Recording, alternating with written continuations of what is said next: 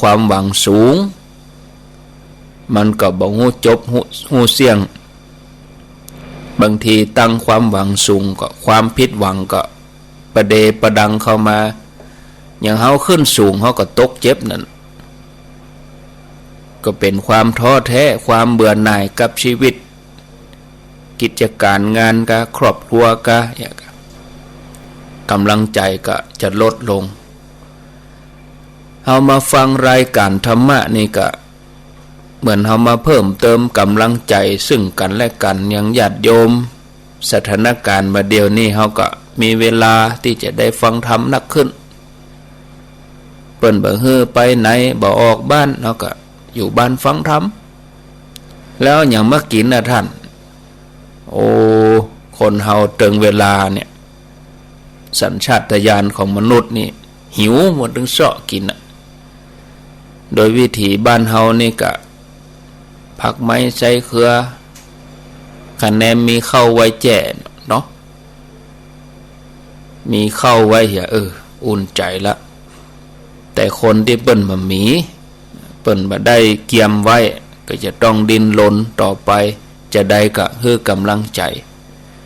กำลังใจนี่เป็นสิ่งที่จะต้องเพิ่มเติมให้กันเสริมให้กัน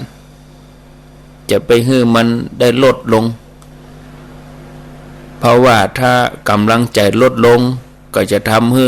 ชีวิตเสียหายลุไปหลายด้านญาติโยมเขาอยู่ด้วยกันสามีภรรยาอยู่ในครอบครัวก็จะต้องคือกำลังใจซึ่งกันและกันพ่อแม่ก็มีลูกเป็นกำลังใจลูกก็มีพ่อแม่เป็นกำลังใจมันกำกันดูพ่ออุ้ยแม่อุ้ยก็มีหลานเนี่ยมีกำลังใจขึ้นมายิ่งสภาวะปัจจุบันนี้ถ้าว่าเฮาได้ลูกได้หลานดีเน็ดเหนื่อยอย่างใดเฮาก็บ่กลัวลูกเนาะเฮาก็ทำงานไปเพราะว่าบ่เสียแฮงหรอกแต่ถ้าว่าลูกหลานมีความประพฤติบ่ดีเป็นคนลึกคนดื้อบ่อยู่ตามกรรมเหลือกรรมอันนี้ก็พ่อแม่ก็บ่มีกำลังใจในการทำงานไปก็ใจห่อเหี่ยวเนาะเหมือนกันถ้าพ่อแม่ประพฤติปฏิบัติตั้งอยู่ในศีลในธรรมลูกไปห่ำไปเฮียนก็มีกำลังใจครอบครัวก็มีปัญหาแต่ถ้าว่าพ่อแม่บ่อยู่ในศีลในธรรมพ่อเป็นขี้เหล้าเมายาแม่ติดการพนันลูกก็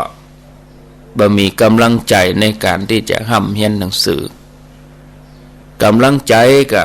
เป็นสิ่งสำคัญญาติโยมจะต้องเพิ่มเติมให้กันถ้าเขามีกำลังใจมันก็เสียหายหลายด้านกำลังใจนี่ไม่ใช่เรื่องเล็กน้อยนะเนาะที่เขาจะมองข้ามวันนี้จะมานำเสนอนะวิธีที่เขาจะแปลงให้เกิดกำลังใจอาจจะเป็นธรรมะด้วยก็ใจธรรมะด้วยก็ประยุกต์เอาเนาะศรัทธาญาติโยมนะก็ฟังแบบสบายเขามีวิธีหรอวิธีที่เขาจะเกิดกำลังใจวิธีนี่ก็มีหลายอย่างให้เขาตั้งกำกึดของเขาให้เขาตั้งกำกึดตัวเก่าไว้อย่างนี้เนอะที่เขาจะมีกำลังใจเนาะเขาบ่ใจคนเลวสำรวจตัวเก่าพอกะเขาก็บ่ใจคนเลวหรอกเขาก็เป็นคนดีคนหนึ่งเขาก็มีกำลังใจแล้วเหรอแม่นก็เขาก็เป็นคนดีคนหนึ่งแล้วก็เกิดว่าเขาก็เป็นคนปกติเหมือนคนอื่นๆเขามีตึงจุดดีจุดด้อยคนอื่นก็บ่แตกต่างจากเขาถ้าเขาเกิดอย่างนี้เขาก็มีกำลังใจขึ้นมาจะไปท้อถอยจะไปลันทด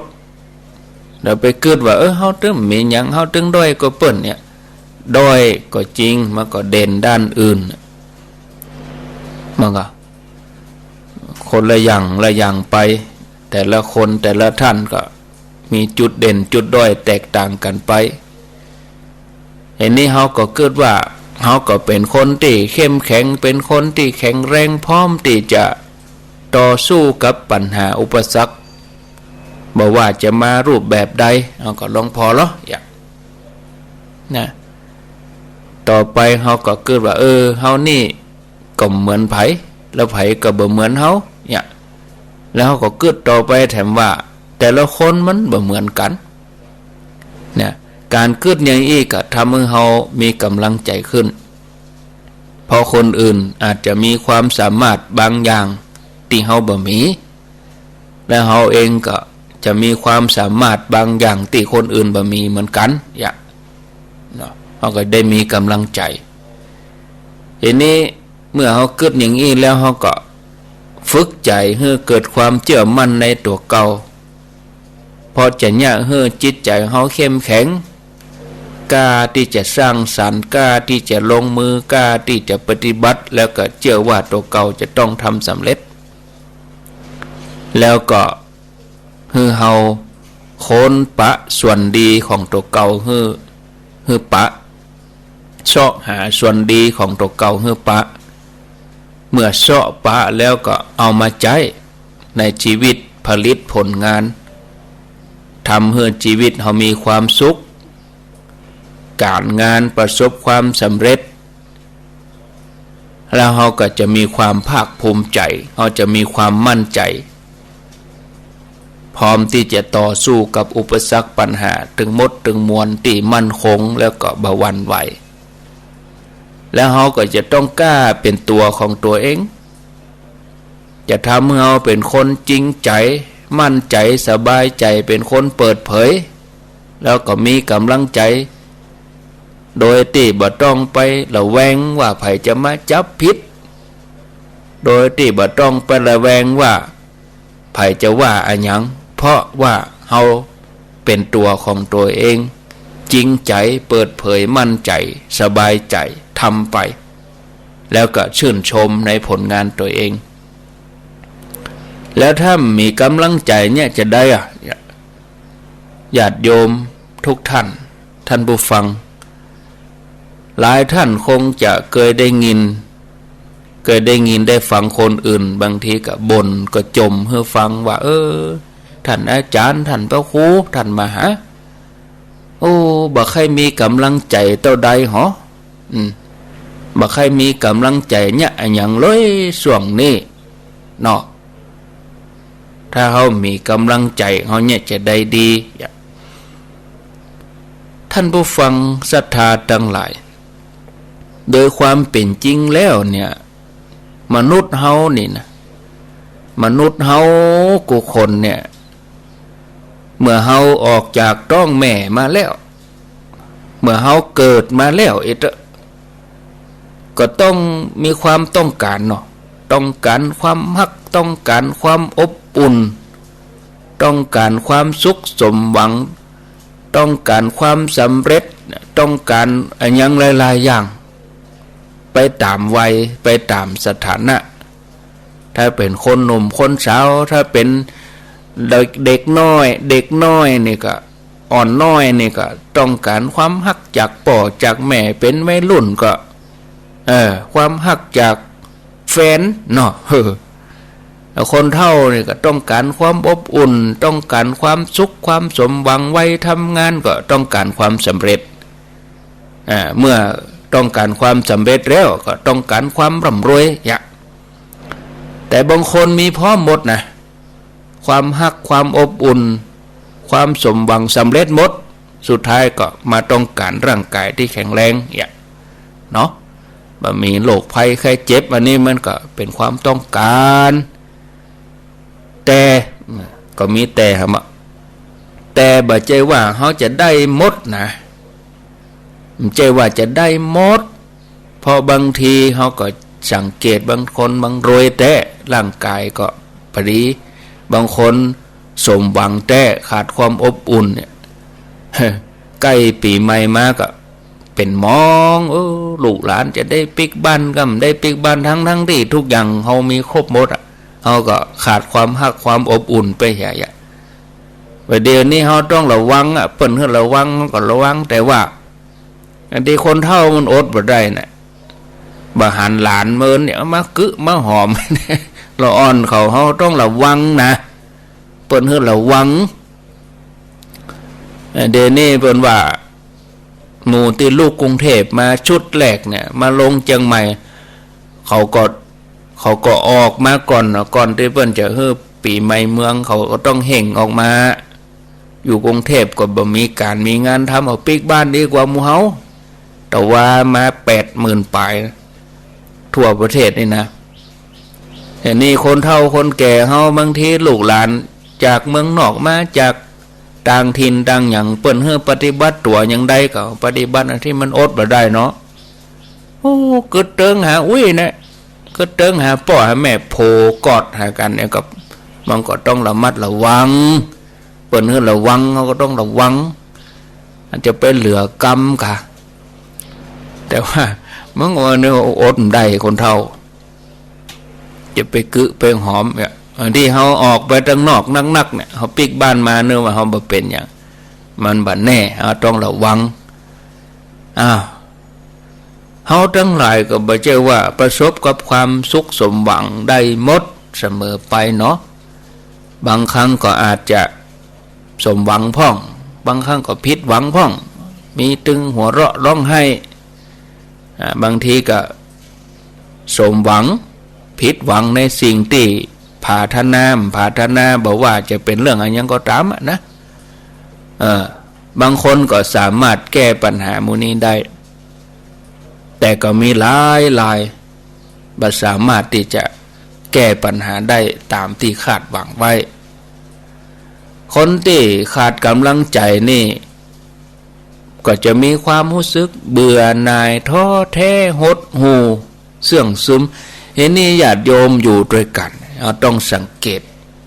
จะไปละเลยพอคนไหนบ่มากินข้าวกะกินข้าวล้ำกะอันนี้เขาต้องมันมันจ่านะ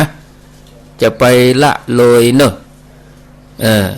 คนบัดเดียวนี้เป็นโรคซึมเศร้ายิ่งภาวะโรคภัยกะสังคมเศรษฐกิจอันอย่างนี้เขาต้องสังเกตเติมกำลังใจพยายามจะไปอยู่ที่เดิมแล้วก็จะไปเสพข่าวเกินไปนะเราตามข่าวทางโลกอินเทอร์เน็ตเนี่ยมีตึงเท็จตึงจริงนะบางทีมันบัดแท้แล้วก็ทำให้กังวลบางทีก็ท้อแท้หดหู่ไปเป็นโรคซึมเศร้าไปบักกระตือรือร้นเขาก็สังเกตคนไหนที่เขาเคยไข้หัวบ่ไข้หัวเขาก็ผิดสังเกตคนใกล้ตัวเนี่ยเขาบัดไปพอไปอันทีถ้าอย่างไปแล้วเขาจะมาเสียใจเนาะอันนี้ยังได้ก็ตามเมื่อเขาสังเกตเมื่อเขา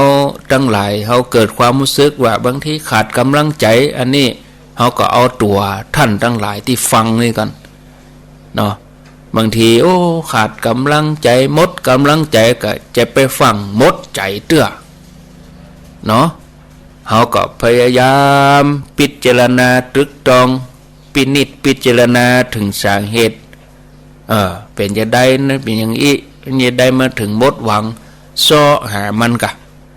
เนอะก็มีหลายสาเหตุนะศรัทธา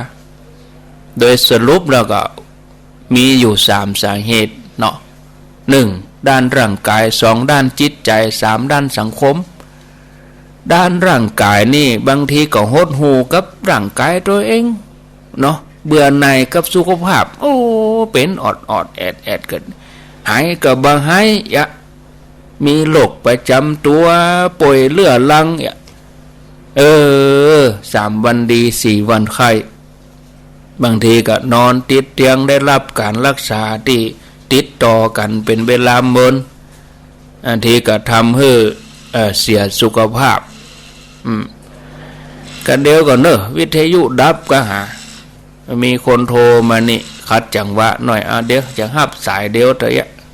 เจริญปน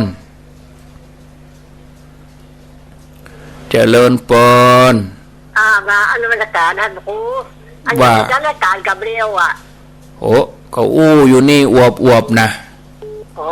เจ้าเพศบ่ได้ยินน้องฟังบ่ได้ยินจังน้อยเขียงรู้นะอุ้ยเขียงรู้ได้ติดปลายแล้วเหรอไอ้แม่โทรหาตู้ไปเลินโทรหาหลวงป่อหันกับเขาก็อู้อวบนี่ไง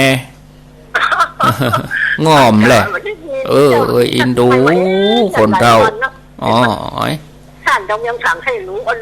รู้โอกาน้ำตาตกคนเราเนาะอ๋อเป็นดีอินดูกองเนี่ยเขาก็หูพ่อฮ้อนหน่อยนะโผมาอยู่ตรงเวลาเพิ่นเคยได้ฟังอ่ะเนาะโอ๊ตเอาเนอะเพิ่นแปลงอยู่มันเมื่อยเขียงทรงมันโดนโรคโควิดนี่กะมันรู้เพิ่นบ่ล่มอย่างอ่ะเพิ่นแปลงอยู่แปลงให้ไปเกินเดือนบ่แน่แปลงอาการหนักถ้าไปคนก็เข้าห้อง ICU พุ่นแล้วแล้ววันนี้นั่นงอมมันมันเป็นโรคเงินวิทย์นะกะมันเดี๋ยวเขาจะอู้ธรรมะอยู่เนอะเขาจะอู้ธรรมะอยู่เนี่ย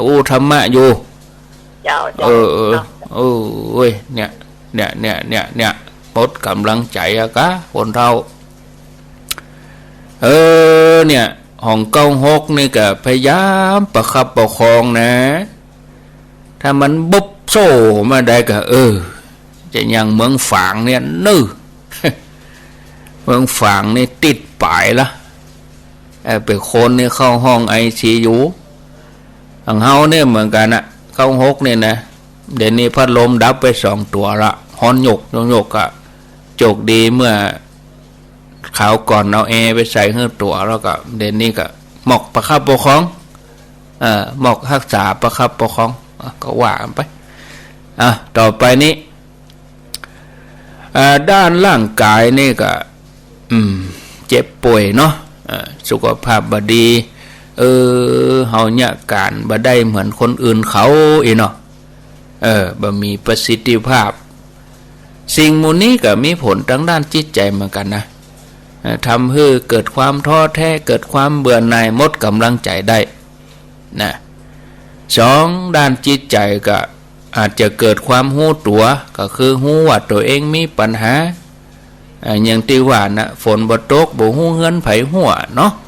บางทีก็น่าชื่นอกตรมหู้ว่าปัญหานั้นเป็นอย่างใดแต่ก็บ่สามารถจะแก้ปัญหานั้นได้ก็เลยเกิดความสบายใจเมื่อบ่ได้อันยังอยากได้สิ่งไหนไม่ได้สิ่งนั้นนั่นก็เป็นทุกข์มันก็ใครได้อันใดบ่ได้อันนั้นก็เป็นทุกข์อันนี้อาจจะเกิดความบ่ฮู้ตัวก็มีบางทีก็อาจจะเกิดจากความฮู้ตัวก็ฮู้นั่นเนาะบ่ฮู้จะแก้อย่างใดบางทีก็บ่ฮู้คือบ่ฮู้ว่าแย่หยังจะต้องทำอย่างใดเนาะบ่ฮู้ว่าเป็นจะได้ถึงบ่มีกำลังใจทั้งที่เงินทองก็มีใจตำแหน่งหน้าที่การงานก็ดีแต่ถ้าเฮาก้อยๆพิจารณาไตร่ตรองนะเฮาก็จะฮู้ว่ามีสาเหตุมาจากอันยังเป็นสาเหตุลึกๆฝังอยู่ในใจบางทีก็อาจจะสั่งสมตั้งแต่เป็นละอ่อนมาก็ได้นึกบ่ถึงก็เป็นไปได้อย่างความน้อยเนื้อต่ำใจในถ้าเป็นละอ่อนวัยรุ่นนี่คนหนุ่มคนสาวนี่เขาก็มีผลทางด้านจิตใจเขาบ่งามเหมือนเขาบ่หล่อเหมือนเขา รูปร่างตัวเองเขาใครหล่อใครเหมือนดาราเนี่ยเนาะบางทีก็ความตีพ่อแม่ทำให้ดุด่าพ่องเนี่ยละอ่อนเขาก็เก็บสะสมไว้เกิดความท้อแท้บ่มีกำลังใจด้านสังคมก็ไปกึดเอาคนเดียวว่าฝ่ายตื้มสนใจเขาเนี่ยทำดีแล้วบ่ได้ดีมามีภัยหันเนี่ยทำงานมาหลายปีเจ้านายบ่หันความดีพอบ่เลื่อนขั้นเขาเนี่ยมันเป็นอย่างนี้หรอแล้วก็เขาจะเนี่ยจะได้วิธีที่จะทำให้เขาเกิดกำลังใจนะญาติโยมทำได้ด้วยตนเองเนอะ1 ก่อนอื่นเฮาจะต้องพยายามเสาะหาสาเหตุเหตุก่อนว่าการที่เฮาบ่มีกำลังใจนั่นน่ะสาเหตุมาจากอะไรหยังแล้วก็พยายามปรับปรุงแก้ไขแล้วก็ต้องยอมรับความจริงอยู่บนพื้นฐานของความเป็นจริงอย่างที่บอกคือแต่เจ้าบางทีสามีภรรยาลูกเต้าเสียไปบ่ฮู้กี่ปีแล้วเฮาบ่ยอมรับความจริงเฮาบ่อยู่บนพื้นฐานของความเป็นจริงเฮาก็จะต้องทุรนทุรายเฮาก็จะต้องมาเสียใจกับอดีตที่ตัวมาหลอกหลอนเฮาเพราะเฮาบ่ยอมรับนะ2เฮาจะไปกึดหรือว่าเพราะว่าตัวเก่าเป็นคนมีปัญหาเฮาจะไปดูถูกตัวเองว่าเฮามีความสามารถนะเฮาบ่มีเหมือนคนอื่นเฮาจะไปกึดอย่างอันเนาะญาติโยมอันนี้เฮาต้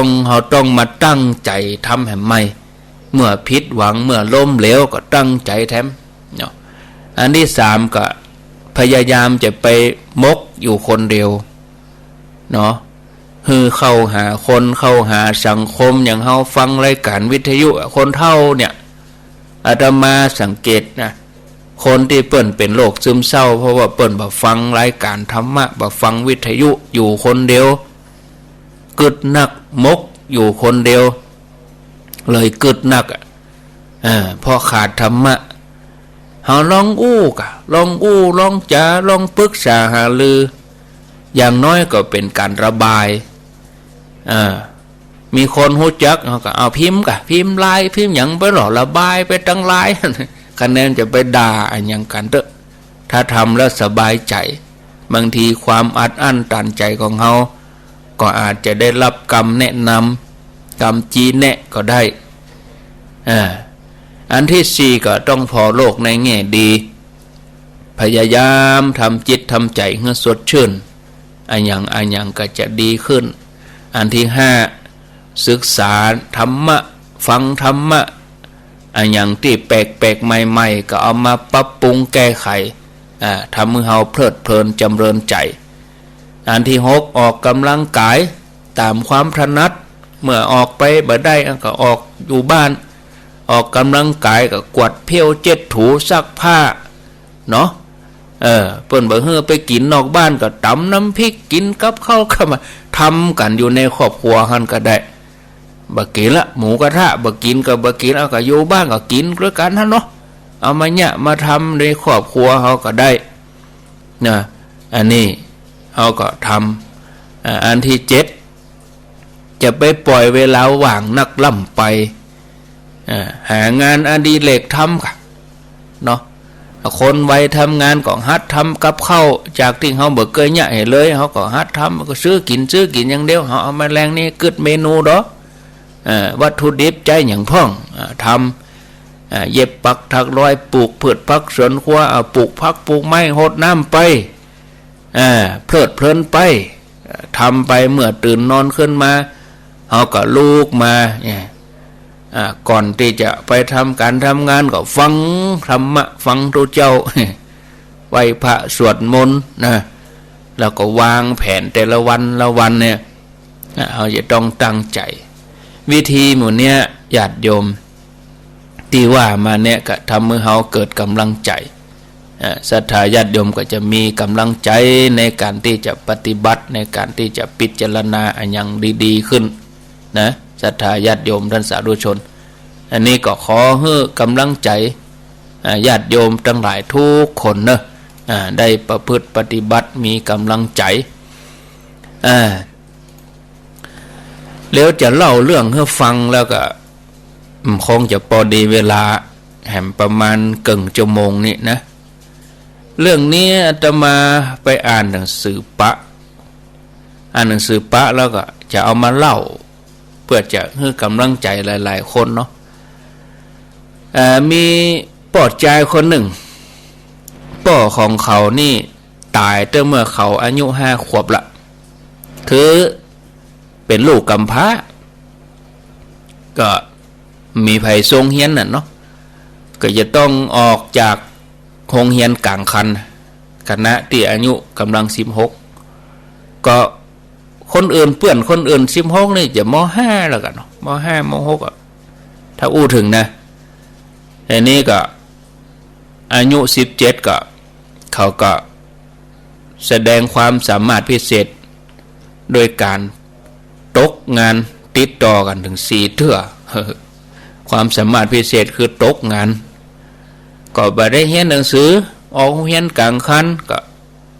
อ่อนอยู่ไปจะเอาเข้าทำงานเนาะไว้บ่ถึงเปิ้นก็กลัวกันใจแรงงานเด็กกันยังก็ไปเรียนตินไปเรียนก็บ่ได้เรียนจะไปทำงานก็เปิ้นมาฮับเนี่ยจะได้ตกงานอันนี้ก็เนี่ยได้วิถีชีวิตก็เปลี่ยนก็ไปคบหากับแม่หญิงก็แต่งงานอายุ18วางแผนครอบครัวก็ยังได้วางแผนก็ทีนี้ก็อยู่ไปก็อายุยังหนุ่มอยู่ก็มาได้เป็นป่อคนเห็นแล้วใจชีวิตมาก็ตัวเก่าก็ยังวัยรุ่นอยู่มีลูกออกมาก็ต้องมาเป็นป่อคนใจชีวิตกู้ก็มีความสุขได้บ่เมินบ่นานจนอายุสาวได้อยู่กันเนี่ย2 ปีนะทีนี้ก็ทนกับชีวิตความเป็นอยู่นั่นมาได้เมียก็ปาลูกหนีพอดีก็ได้ลูกสาวนะลูกเกิดออกมาเป็นลูกสาวเมียก็อยู่กับคนนี้ก็บ่มีอนาคตแล้วเนาะมดแม่ยิงก็ซ่อหาที่เปิ่งทำไมก็เอาลูกหนีไปก็เหลือคนเดียวอยู่สู่ชีวิตเนาะทนการใจชีวิตอยู่คนเดียวภรรยานี่บ่ยอมสู้ชีวิตโดยกันก็มันไปบ่รอดกรรมเวรมาหมองอันละอีนะช่วงอายุ18 ถึง 22นี่เขากับประกอบอาชีพเป็นคนขายตั๋วรถไฟแต่ก็ไปมันรอดล้มเหลว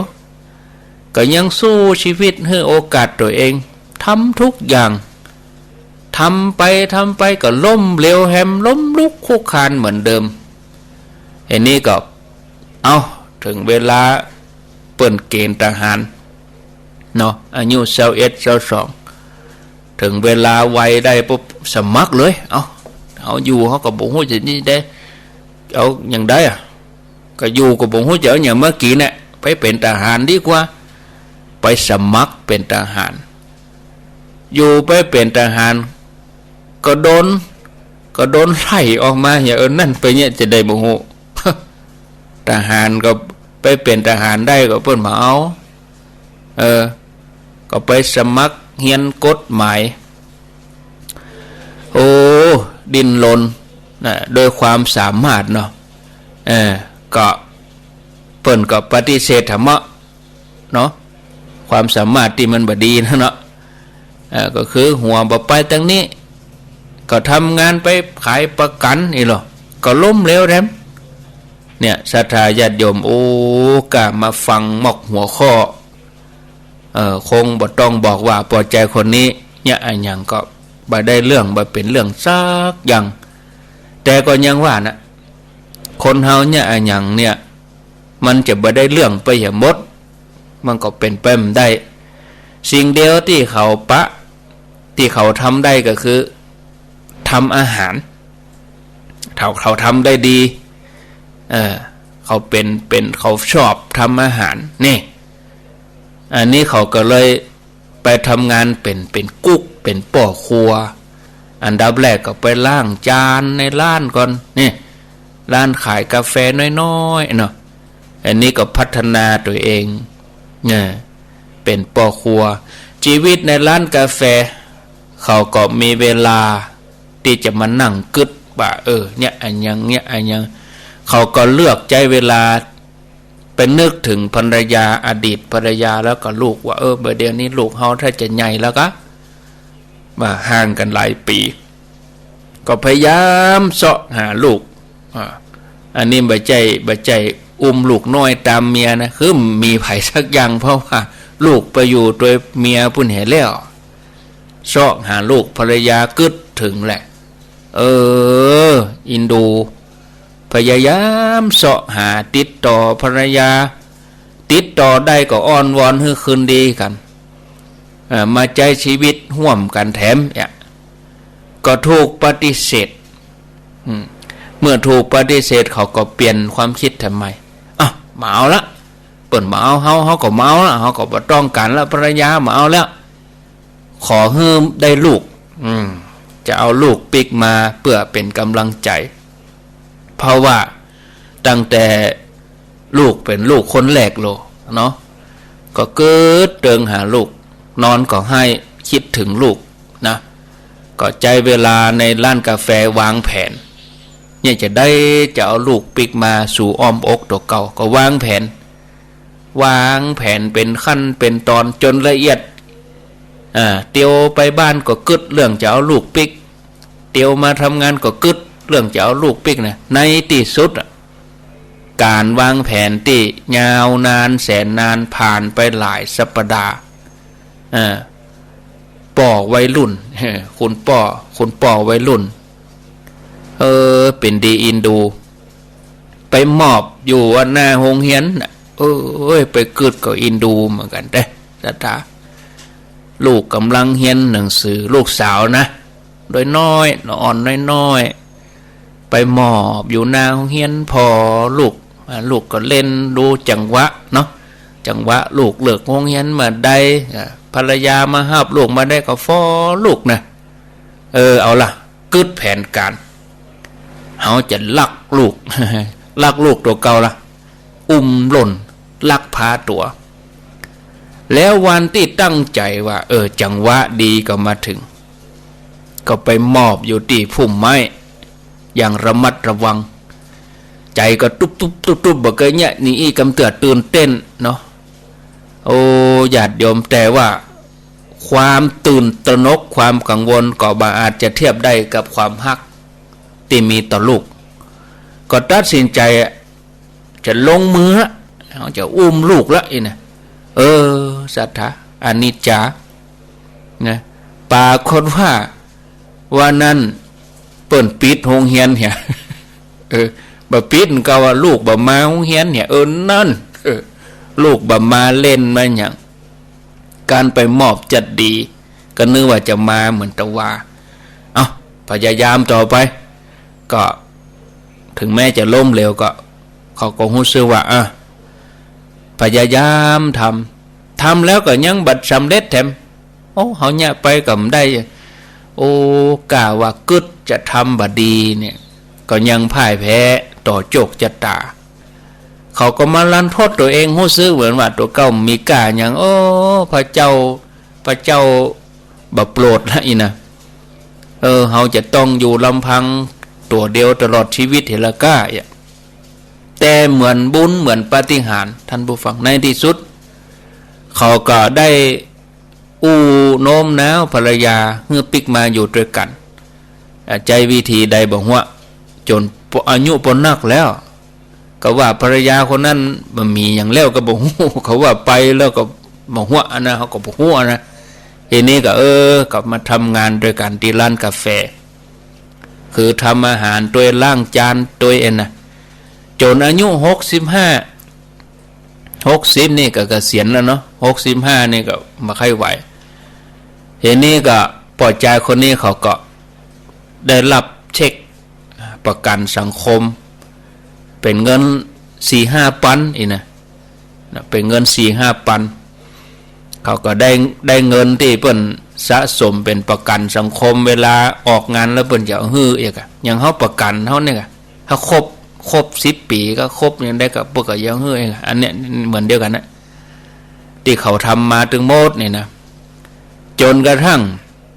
เขาก็เอาเงินนั้นบ่ใจครั้งแรกที่เขาล้มเหลวเนาะเขาหมดกำลังใจเขาท้อแท้จนตลอดเวลาอายุ65 ปีเขาบอกตัวเก่าว่าถ้าเขาดูแลตัวเองบ่ได้เขาก็ต้องมีชีวิตอยู่ต่อแล้วก็ซ่อหาที่เปิ่งก็คือตั้งหลวงเปิ้นดูแลเอกเกิดไปเกิดมาเป็นโรคซึมเศร้า เกิดว่าจะมีชีวิตอยู่ต่อไปก็คงบ่ได้ละ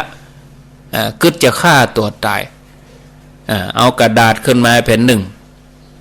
เอาปากกาดินสอนั่งปืนเกาไม้ตั้งใจจะเขียนกรรมสั่งลาเขียนพินัยกรรมแทนที่จะทำอย่างนั้นก็กลับเหมือนมีอะไรอย่างมาโดนใจเป็นครั้งแรกที่ทำให้ชีวิตที่เขาเกิดปัญญานั่งเขาก็เริ่มเขียนสิ่งที่เขาควรจะเป็นชีวิตที่เขาควรจะมีเขาควรจะเป็นคน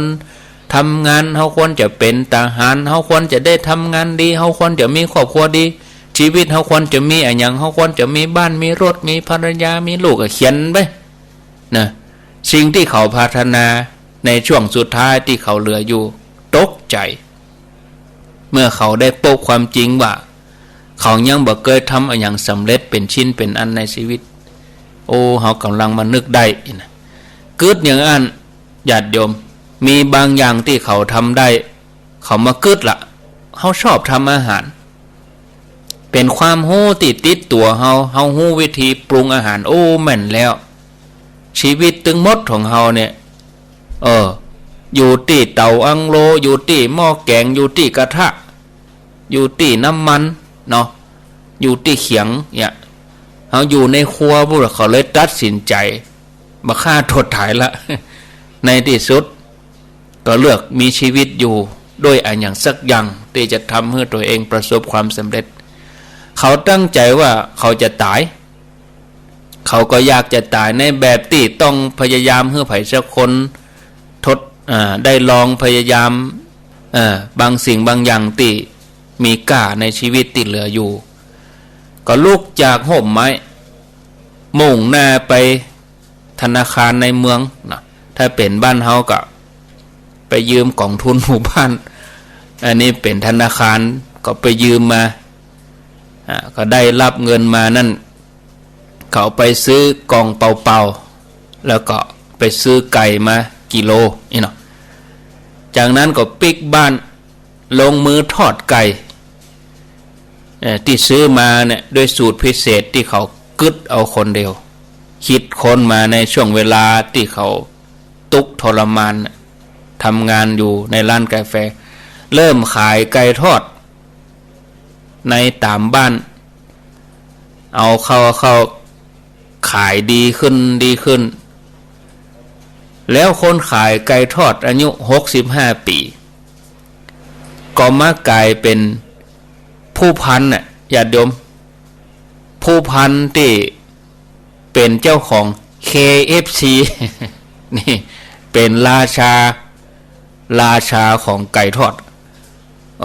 คนก็ฮู้จักกันหมด KFC สถานเนี่ยอันนี้ที่เล่ามาคือมันลงต้นนี่นะอย่างไก่ทอดนี่ไผทอดก็ล้ำแต่ยี่ห้อนี่ก็ขายไปทั่วโลกชื่อเขานี่ผู้พันอะไรอย่างผู้พันฮาแลนด์เซนเดอร์ราชาแห่งไก่ทอด KFC เราอ่อนนี่เขาถึงให้กินอยู่ในเวียงตอนนั้นอายุ65เขาเป็นเหมือนอนุสรณ์แห่งความล้มเหลวเนาะแต่ในวัย85เขากลายเป็นเศรษฐีพันล้านมีชื่อเสียงโด่งดังทั่วโลกมีคนฮือเกียรติเขาเรื่องราวของผู้พันเซนเดอร์เป็นแหมเรื่องราวหนึ่งที่ทำให้เขามีกำลังใจในการที่จะต่อสู้กับปัญหาอุปสรรคต่างๆญาติโยมลองทวนพอตัวเก่าว่าเขาบ่มีอันอย่างพ่องนี่มันมีเลยเนาะอันอย่างเขาก็มีตีดินตีหน้าบ้าน